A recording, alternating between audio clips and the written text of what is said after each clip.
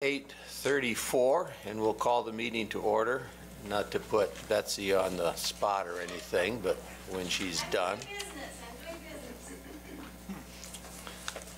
We'll almost have a quorum as soon as you sit.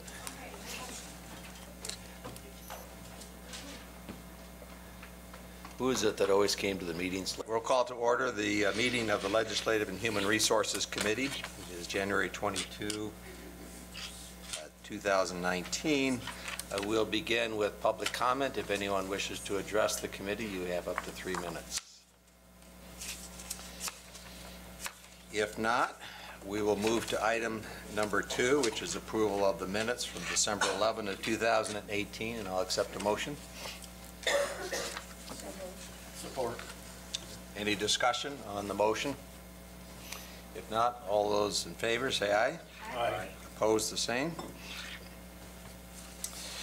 Next, item number 3, Public Affairs Associates. Becky Beckler is here with us today to bring us up to speed and current on what's going on in Lansing. Absolutely. Good morning.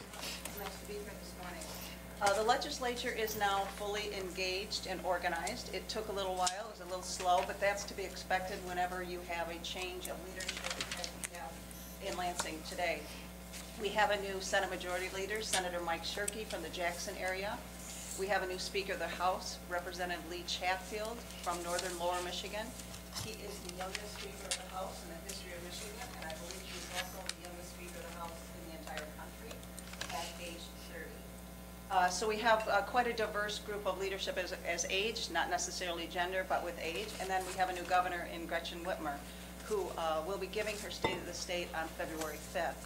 So when the legislature did their ceremonial opening day session, it gave the leadership in the House and the Senate the opportunity to bring forward some of their priorities beginning the first of the year. For Senator Mike Shirkey, it was no surprise that it's auto no fault and high insurance rates is his #1 issue, which was quickly followed by Senate Bill 1, which is auto no fault legislation. However, he did caution his chamber as well as the stakeholders is that this would be a process of which we would come up to an agreement. So he introduced what's called a shell bill, which included all the ingredients that could be part of an auto no fault reform bill: attendant care, fraud authority, fee schedule, everything that could possibly be, have a conversation, including those non-driving factors that have been recently a topic of conversation as well, which deals with credit rating, gender, and then those issues. So he also reminded his caucus that 2 sessions ago, Senate Bill 1 was repeal of prevailing wage, and that took 1.5 years to accomplish. So he wanted to set the tone that he wanted to be deliberative and not necessarily just quick action on an issue. He also wants to take a look at certificate of need reform. This is something that he tried 4 years ago. He wanted to straight out repeal that. He was not successful, so he wants to come back and take a look at that. My sense is that it's more, rather than repeal, updating and making it more up to speed on today's activity. So those are the 2 priorities that he laid out as starting points for the Senate. Over in the House, it wasn't too far off from where the Senate was. Auto no fault and the high auto rates is clearly a priority for the House as well as FOIA reforms for government officials as well as the legislature. He wants the governor's office and the legislature to be a product of the FOIA request as well. It's something that was introduced last session that was not able to be finished at the end of the day. He also did a joint press conference with the Attorney General, Dana Nessel, on civil asset forfeiture. This is a new introduction of a bill that was not passed last session. It's a bipartisan bill, so I think the new speaker is trying to set the tone of working in a bipartisan manner, with the first House bill being something of a bipartisan nature. So those are the priorities. The priorities of the governor will not be set until February 5th when she gives her State of the State, but that is something that they are looking at. As well as pension reform. If you recall, Governor Snyder in 2012 made a pretty dramatic changes in our pension tax form, and both leaders have expressed interest in taking a look at that. They want it to be fair to retire all retirees, but it's something that I think all 3 leaders are willing to take a look at as well as they go about this new legislative session. As we look at the new session, there are going to be some changes, especially if you look at the House committee dynamics. The House committee has changed their process of which they will approve bills. They've created what is called the House Ways and Means Committee. It's formatted simply off the congressional format, where any legislation that comes out of a committee, unless it's appropriations or judiciary, has to then be approved by this new House and Ways Committee. It could slow the process down a little bit. The idea is that they wanted the House to be more deliberative in the issues and to make sure that the issues that come before the House floor are really put together in a format that they are ready for the full House debate. I think there was some frustration last session that bills came before the House session and they were not prepared, amendments were not prepared on the House floor, and they were a little frustrated by that process. So it could be a little cumbersome now that unless a bill coming through judiciary appropriation has to go through a two-step process, but their hope is that it will make it more smooth when it comes to the full House floor activity. As far as our Kent County delegation, their committee assignments actually were very helpful to the county. If you look at Representative Stephanie Eulis is a member. She is one of the few freshmen who will chair a committee, tax policy. She's also going to serve as a member of this new committee in the House that will deal with auto no-fault reform. Speaker Chatfield actually created a special committee, and their sole purpose is to look at auto no-fault reform this session. Senator Pete McGregor in the Senate is the Senate Majority Floor Leader. In addition to that, he will continue to serve as the chair of the House Health and Human Services Subcommittee, which is very important to the county as we look at some of our healthcare issues. Senator Winnie Brinks is the Democratic Vice Chair of Health Policy. She will also serve on the Insurance Committee, which is very critical to some of the issues that the county faces. Representative David LeGrand will be the Democratic member on Judiciary. He'll also serve on Oversight. Mark Huizinga is a freshman legislator, got some very good House Committee appropriations, chairing the General Government Committee, as well as sitting on Health and Human Services and Higher Education. And Representative Braun will be on the Veterans and Military Affairs. So I think we're well positioned to have our delegates in some prime committee assignments when committees begin to meet. This week they're going to start committees. It'll be just organizational. I doubt many of them will have enough bills to take up, but they'll begin to organize and get themselves settled. They typically wait until after the governor's state of the state to really begin the committee process. The governor has indicated that she's likely to present her budget in early March. With any new governor, the time frames of which they deliver the state of the state as well as the budget are extended to give them a little bit more opportunity. So we believe that she'll deliver that somewhere around the first week of March with her budget. I'd be happy to answer any questions that anyone has. Any commissioners have any questions? Yes, Commissioner Milton. Thank you, Chair. I just have one, and would it be possible, unless Pam got all this down, I could look all that up, but you said it so quickly. Who's in charge of what, or head of what committee would that? Actually, I passed out before you all You the did? committee assignments. It's one that I can almost see. I apologize. They did, That's the print is small, but I wanted to make sure that you had all the complete list of the committee Thank you. assignments in front of you. I should have I known, know I do Becky. talk fast, so I It apologize. is fun to see you again. I missed you last year. Thank you. Commissioner Tellen. Thank you, Chair. Hi, Becky. You mentioned that insurance issues are important to the county. Could you expand on that a little bit? I'm perhaps not familiar with how that affects Kent County, or maybe you were referring to the citizens of Kent County.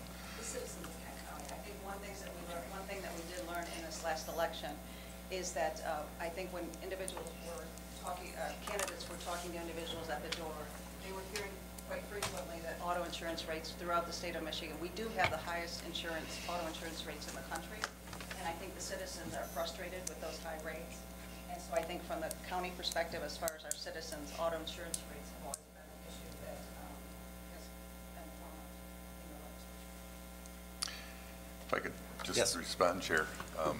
That seems a little curious to me. I heard in my knocking on doors this campaign season, heard nothing, no comments at all in my district about auto insurance rates. I heard a lot about affordable housing and those kinds of things. So I guess I'm a little disappointed that insurance reform is such a high priority when we have so many people experiencing difficulty finding housing they can afford. And so just an observation. Thank you. Okay. Yes, Commissioner Hennessy. the Citizens Research Council has just issued a little bit of a, some optimism, but also some caution about general fund revenues and school revenues, but going forward. How are you seeing that, and how are you seeing what its possible impact will be? They're seeing a real slowing of the growth and commitments that have been made that will, eat up what might be growth in those accounts. And they always say recessions are so unpredictable. So what's your crystal ball saying? Yes, so last week, I believe, is when the Senate, the Revenue Estimating Conference was held, and it did show that while our state budget will grow, the rate of growth is reducing, and that will continue to reduce as we, our economy shifts, and I don't know if they called it a recession, but it's recalculating itself into a more stable ground. So I think over the years, we've seen less growth in our state budget. I know that the state budget director has indicated that he's treating this budget as a flat budget, that there might not necessarily be a lot of growth in this budget, that we're treating it as more of a flat rate as far as any type of spending that's going to be required. I can get you those numbers from the Revenue Estimating Conference. You can take a look at it. It does project a couple years out. I think it gives us a good sense that the tremendous budget cycles that we've had in the past may not continue into the future, that we might have to have more restraint as we move forward. It's interesting because, it says that income tax, of course, is one of the major sources of revenue. And then, I didn't like the retiree pension tax, but changing that, of course, will further, impact that income tax. Absolutely. I believe it's about $300 or $400 million that if they decide that they want to repeal that, they will have to find funds that are going to replace that. So really taking out your crystal ball, is it going to impact us with our revenue sharing monies? Well, certainly, I think everything's on the table when they start reducing the amount of revenue. I believe Governor Whitmer in a recent interview with the Detroit Free Press last Friday morning talked about trying to enable local units of government to secure revenues on more of a local level, as she felt this last administration had perhaps stymied. She didn't go into detail about how she wanted to do that, but at least she's thinking about more revenue to local units of government and how that might be accomplished. Anyone else? If not, thank you, Becky. We look forward to working together with you in this new session. Thank you very much. All right, let's move on to item number 4. Administrator's Office, Matthew Van Zetten is going to give that report. Morning, everyone. Welcome. We're excited to share the performance management update this morning and look forward to it. So, the performance management process, sometimes that we refer to it as our PMs, is a best practice in county government, and it's a key feature here in Kent County. Prior to presentations in front of LHR, PMRT members meet with department leaders to review their goals, their measurements, and how they link to the county board priorities. We also discuss significant accomplishments that those departments have, as well as potential issues that might be impacting them in the years coming.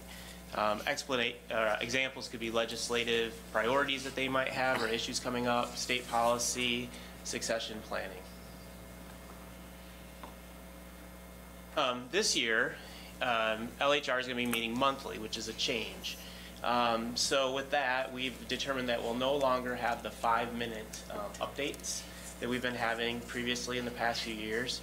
And we'll have larger budget units and departments present annually during these 12 meetings.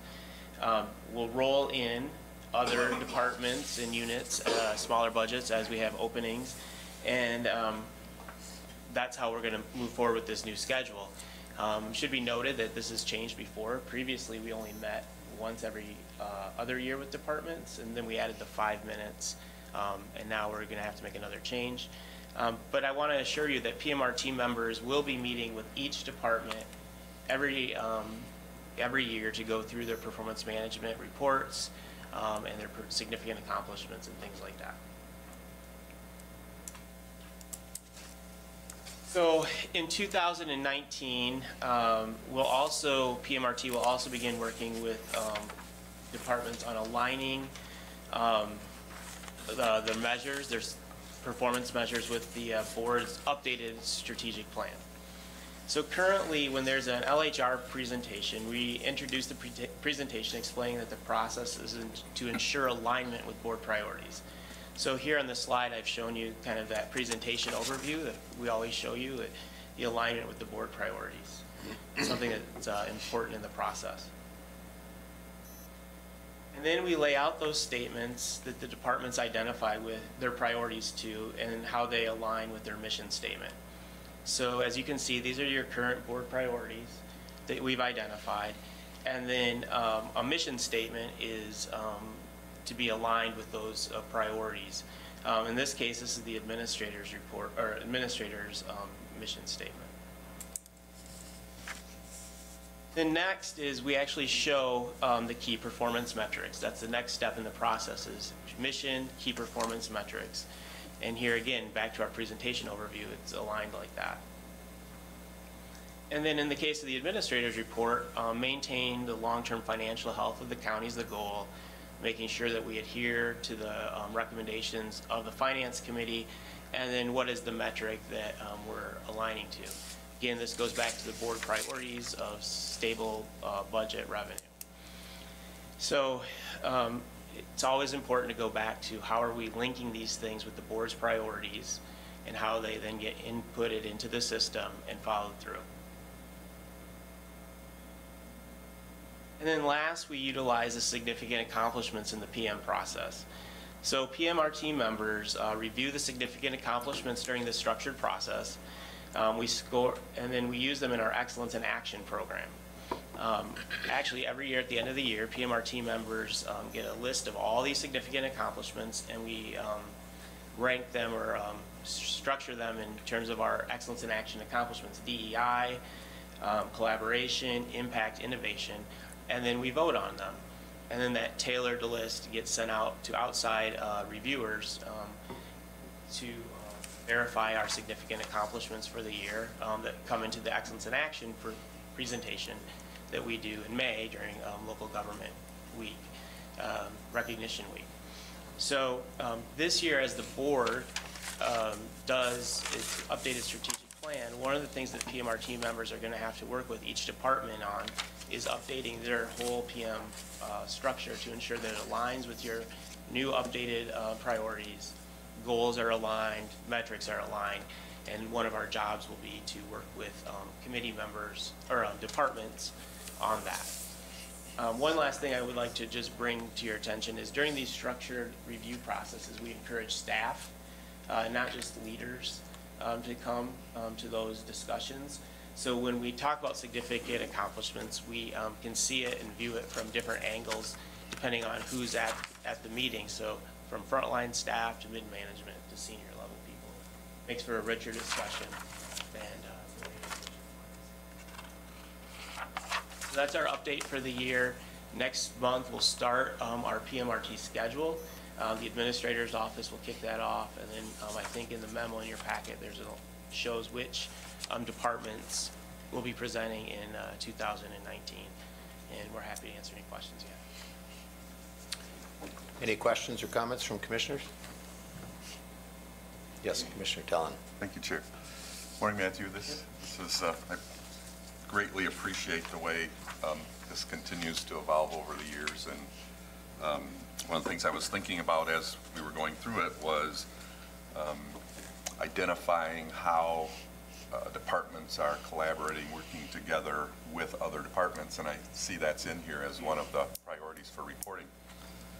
The other thing that struck me, and I kind of wanted to check in about, was I saw that slide about priority alignment, and I think it was an example mission statement there that you had that talked about to provide policy recommendations. And I think that was just an example. Correct. But I really wondered whether you've thought about asking staff as part of their update to actually provide those recommendations to the commissioners, to staff. What are the kinds of policy things that we ought to be thinking about to help the departments to do their work better?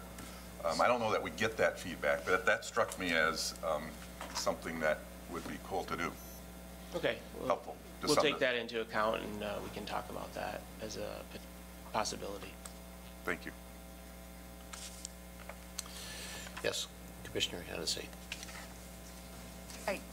I'm just seeing this now, but are we looking also at those areas where we have a little bit of committee oversight, let's say friend of the court is one example, looking at how our committees, if they are effective, if they're, working well with the aims, whether it be friend of the court or the agricultural preservation or, whatever, do we look at how those committees, how effective they are? I think we often hear from department leadership about their working with the committees. That's one of the things on our list for this year, though, just so you know. We Okay. talked about that and the importance of each committee functioning at a high level.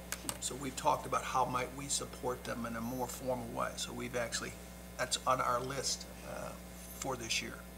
It strikes me that's the way in which we have eyes on the ground, so to speak, other Yes. than just listening to what the administrators themselves say about the program. So Yeah.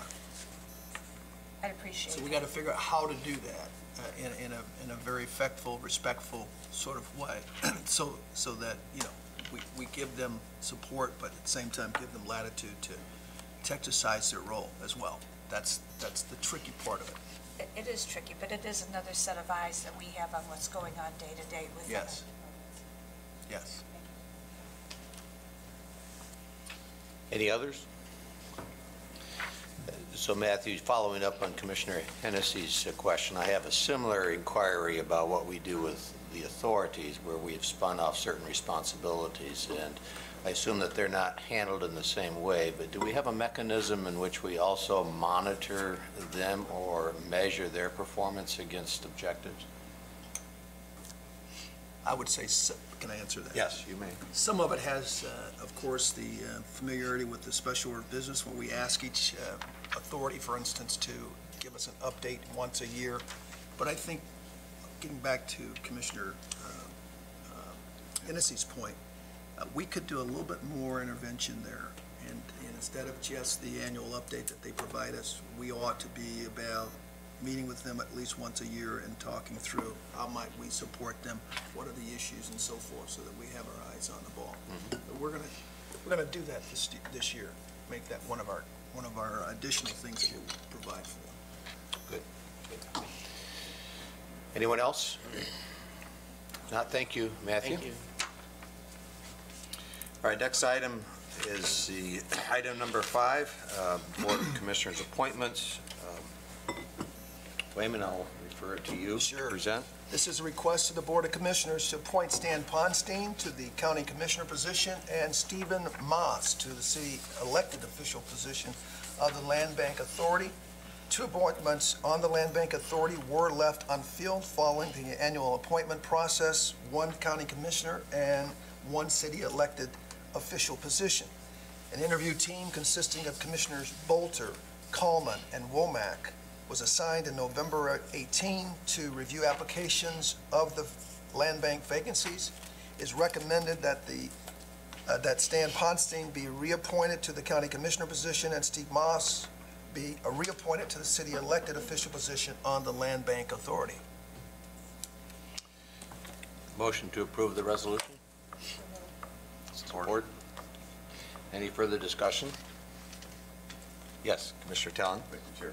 Just wonder if in this context, Wayman might be willing to just give a little update on what's happening. I know there was a request that these folks be reappointed to help, because of their experience, to help with the wind down. But Right. could you give us a little update on that? Sure. Thank you. We have met a couple of times now since the meeting that dissolved the land bank with the city of Grand Rapids, and we're continuing that process of supporting them and what they need from us. We met last week with Mark Washington and his staff and provided them lots of good information from our equalization mapping department to help them narrow in on what the important pieces they need to be able to look at. And I understand that they're meeting with their city commission, may have met already last week, or maybe they're meeting this week. We are also meeting with the Community Foundation, I believe today or tomorrow, to talk through some of the concerns that they had. And we have a list of individuals that actually had concerns about the dissolution, and we're following up with them with communication to make sure that they know what we're doing, how we're keeping track with the process. The other thing we're doing is following up with the treasurer and the land bank, and Linda Howell from our office is the key link to that process, making sure that Ken has all that he needs and support as we go through the process of winding down December 31. So we're in the middle of all of that. We're supportive of the land bank. We're supportive of the City of Grand Rapids and any municipality that have houses that are in the bucket that we have to deal with. So my feeling is that we will get through the process okay. I understand that the state land bank has been reached out to by the land bank, and they're going to offer support for quick title, the quick title process. So we're feeling pretty good that it's moving. We have not sat down with Ken yet to just really lock in on what he might need from us, but that's coming. If I could just Yes. follow up on the quiet title piece. Is it your understanding that the State Land Bank is kicking in on that now, or are you talking about after the wind down? I'm assuming that that's going to happen. I don't know for sure, but I'm assuming that they're going to get involved before the wind down. I don't know. We're going to confirm that. That's been my biggest concern, Yeah. is what's going to happen with that, because that was one of the important tools that, that some of our nonprofit developers have been using. Yeah. So we'll know more when we Appreciate if we have could that be conversation. updated when we know what's going to happen with that. Sure. Thank you. We can do that. Can you just address quickly the authority of the existing land bank to do that in the meantime? Sure, until the land bank completely winds up its operations, it can still handle the quick title. So it's got the entire year, basically, to handle whatever is coming in or whatever it currently has. And under the way that process works, it's generally about a 60-day timeframe after they file to the time the court has to get it on its calendar. So if they've got properties that haven't gone through that process yet, there's still time to get them through the process with the Kent County Land Bank before they would need to involve either the Michigan Land Bank or a different entity. If I could, just one more follow-up. You get one more. Thank you. Has this been communicated to the developers that this quiet title will still be available for a certain amount of time? Do we have any sense of that? I have not communicated with developers. I don't know if the land bank itself has, because right now, it's under the land bank's obligation to manage those properties and its own wind down. So clearing those titles, moving those properties out, I would assume, and it's just an assumption, I would assume would be part of that wind down process that's within the authority of the current land bank. And I would think it'd be their responsibility to keep their partners advised of what's going on. I'd like to assume. Yes. Maybe don't like to assume. Doesn't hurt to ask, absolutely. Yeah, we're going to do that. Yeah. All right, yes, Commissioner Hennessy. Following up, I'm really pleased to hear your opinion that these, can continue with the quiet titles probably through this year, because it's something that can be accomplished and called complete before the end of the year.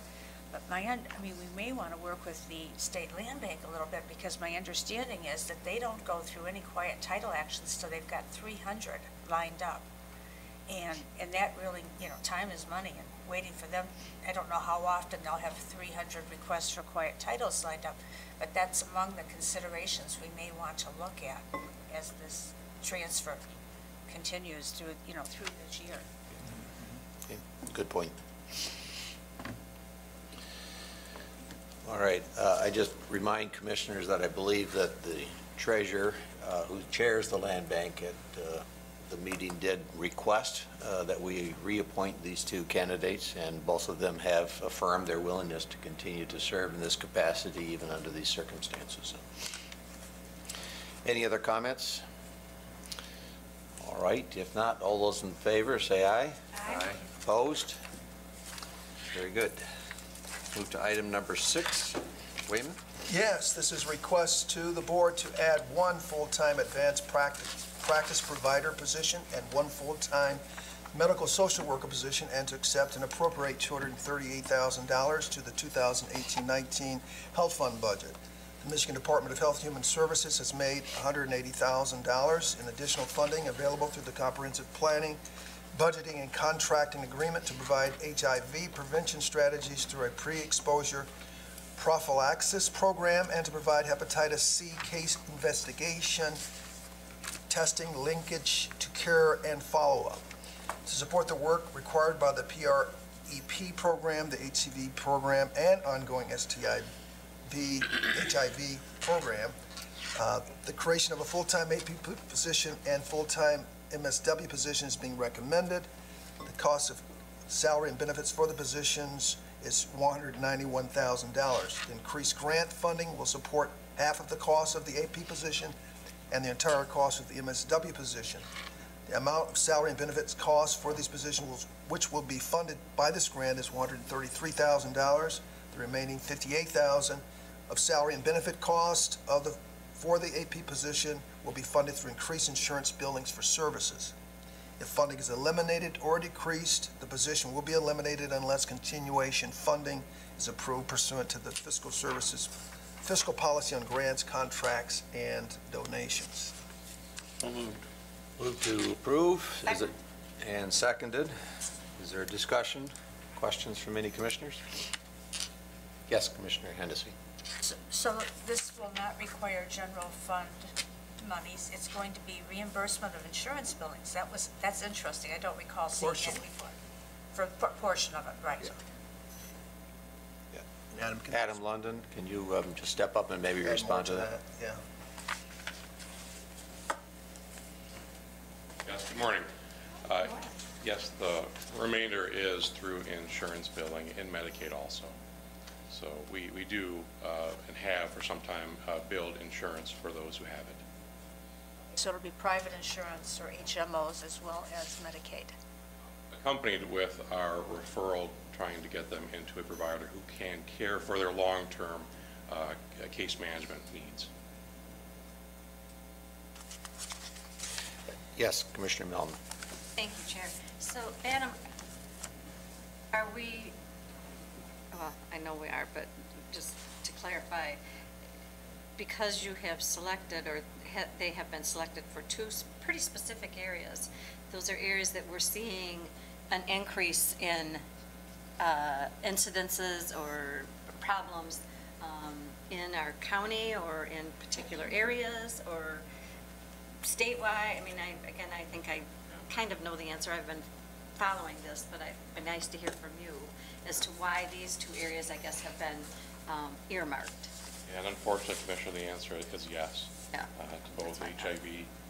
We have seen the annual rates of diagnoses for HIV and for AIDS itself increase the past couple of years.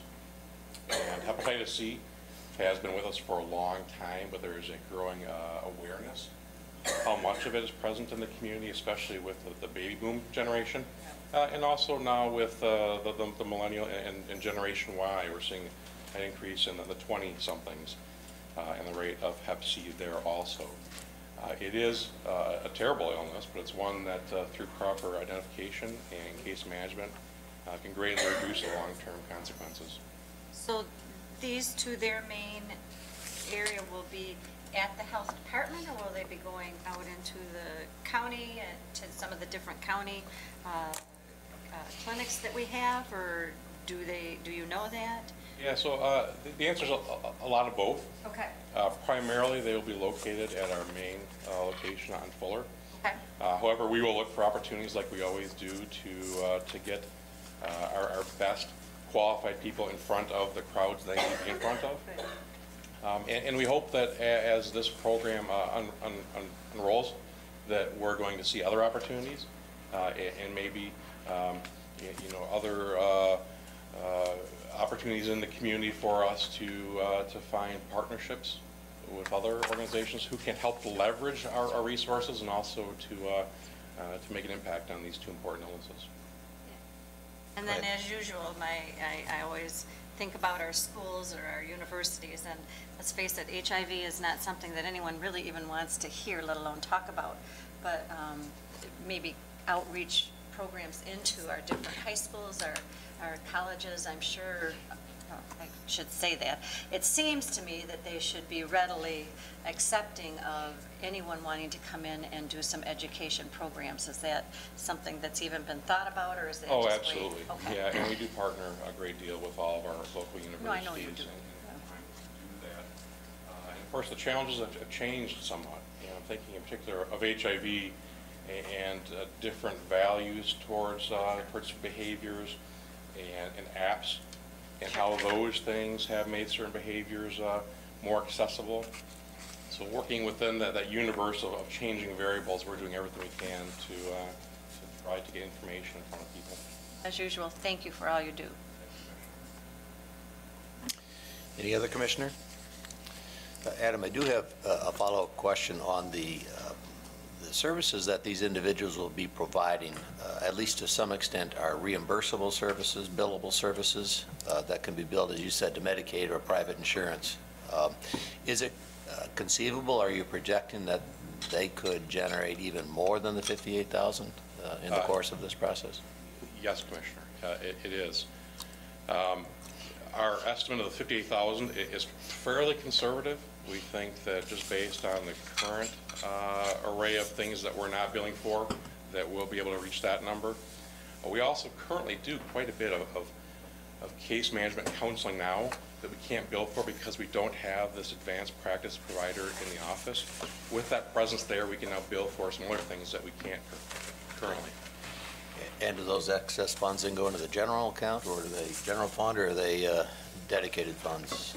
They would go into the general fund, and certainly as we track those, then we'll be reporting on those and figuring out how to manage those. But we wanted to base this budget conservatively so that we're making sure to cover the cost of the additions without taking too much of a leap of faith in how much might be produced. Okay.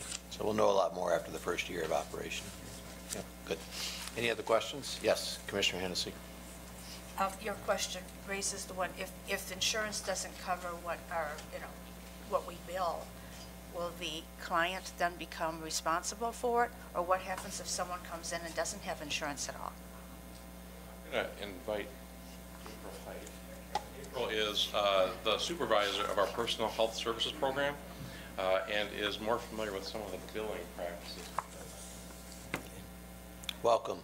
We're drilling down. I got one more body back there, so we can keep going. Hi. Currently, we also get funding from the state through vouchers to do testing.